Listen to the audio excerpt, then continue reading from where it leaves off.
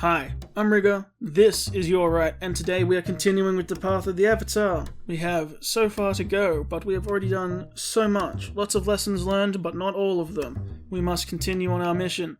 So, last time, we fell in love and then quickly fell back out of love again, because sometimes morality needs to be questioned.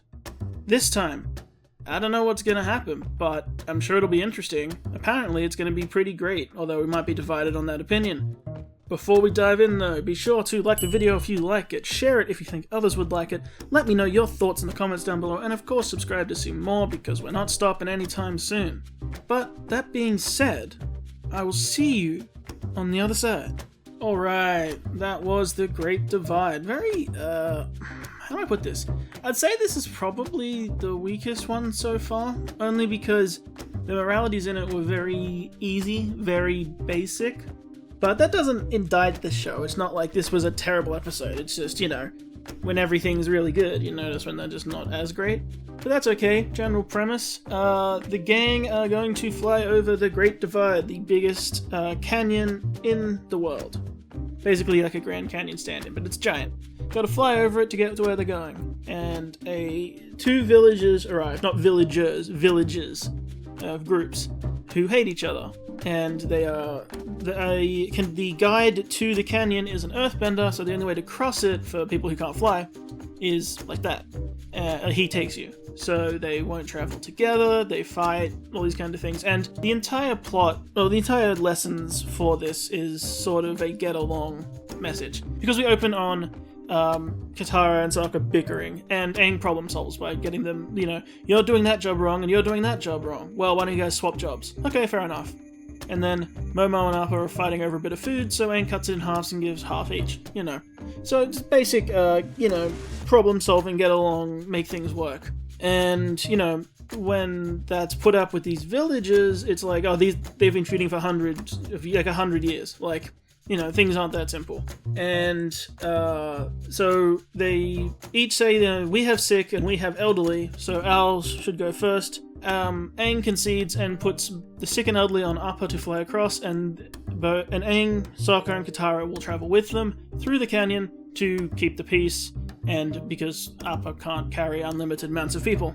It should be noted that both of these tribes are traveling as survivors, as refugees, because Fire Nation destroyed their town, so there is an issue of we don't want to be followed, we could all be in danger. And obviously the two villages are polar opposites, right? One's sort of very clean-cut and straightforward and styled and wear white, and the others are more sort of barbarian-y looking, wearing furs, and, a lot of them more heavy-set and muscled, and one has a nice, clean sword, the other one has a big, curved blade. You get how it works. Like, they're very much polar opposites.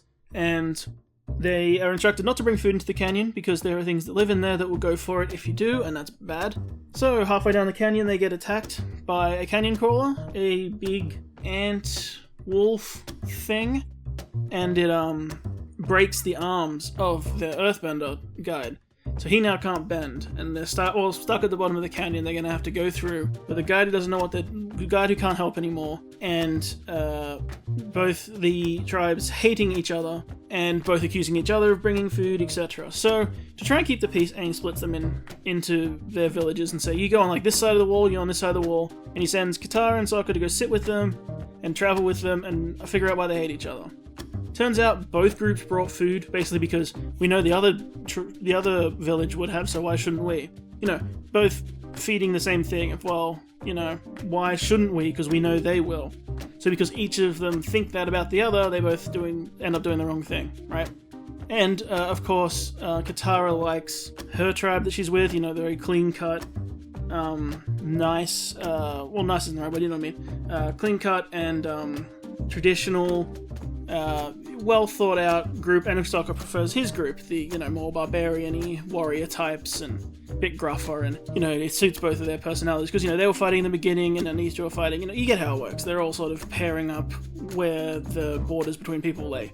And it turns out they each have their own version of a myth, that there was a man from the clean-cut village running a sacred orb from one gate to another, and in their version, he was, right as he was about to finish it, it's like a ritual, he was attacked and robbed by a guy from the Barbarian Village. I'm not going to remember their names, I'm sorry.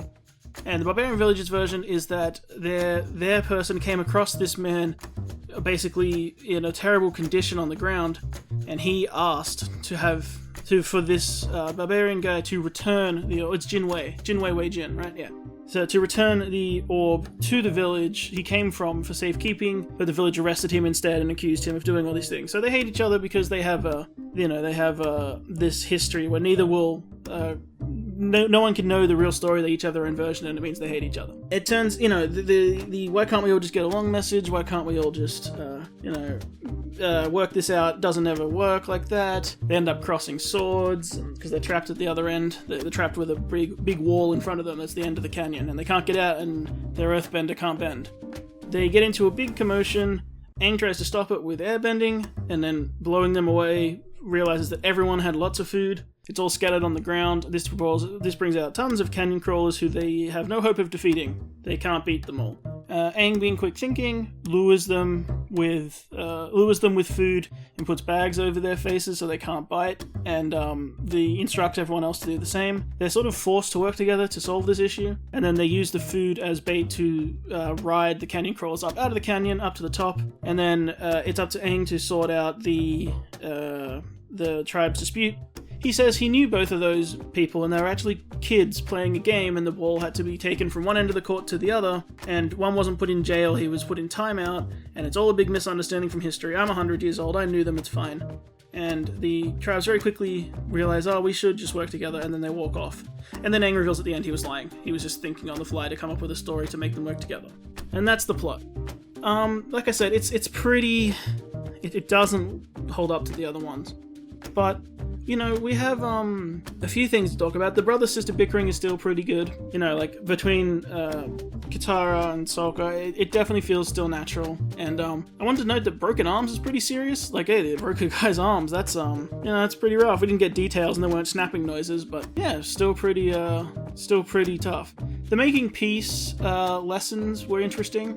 It's interesting that it ends up on sometimes a white lie is okay, and that's an interesting morality to get into. That sometimes is it okay to lie for the greater good? Because yeah, Aang was totally lying, but look at what it did to help these people. So maybe it's not always the truth. It's a bit like how we had the water scroll lesson of maybe it's okay to steal from pirates because they clearly stole it, and maybe this is okay to tell a lie here because it clearly solves their issue. But I will say also I wanted to give Aang props. Aang is the one who wins this episode because he had to think on the fly so many times.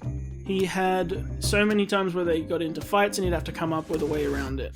Or, Katara basically put it on him. This is the Avatar. He'll solve all your problems on the spot. And he had to think about, we'll put the sick and elderly on Upper. And, he was just on the fly trying to manage how this worked. And he did pretty well. His plans worked out pretty well, like send Katara with one and Sokka with one and try and figure out the issue. He did pretty well. Also, there was another sneaky little morality put in there that was very blatant because it was just using the phrase that, we all know. But it's when Katara is offered food at the camp, everyone's eating, so she says, I guess it's okay if everyone is doing it. And that's its own morality, that no, it's not. That's sort of how you got in this situation. Everyone's bringing food, so might as well bring food too, because you assume that about each other, and that it's okay if the mob does it, sort of thing. And, that's its own lesson to learn. We didn't really cover that we shouldn't do that, but yeah, it's definitely something that's there. Outside of that pretty much covers my notes on the episode. Like I said, it wasn't a whole lot to this one. Definitely the weakest so far, but not bad in any way. If it came on TV, I'd certainly sit and watch it. It's fine. So, and like I said, that's the end of my notes. Even with everything, not being super great, the bending looked really cool. The earthbending looked great. Aang's problem solving was great. Aang's airbending looked great. The monsters were interesting. So yeah, that's about all I can say on this one. But we'll move on. So that's all for now. Until next time, remember that there are many strategies to deal with conflict. But one thing that will never work is constantly bugging them for food. Anyway, my name is Rigger. Hope you have a wonderful day. And I hope I did alright.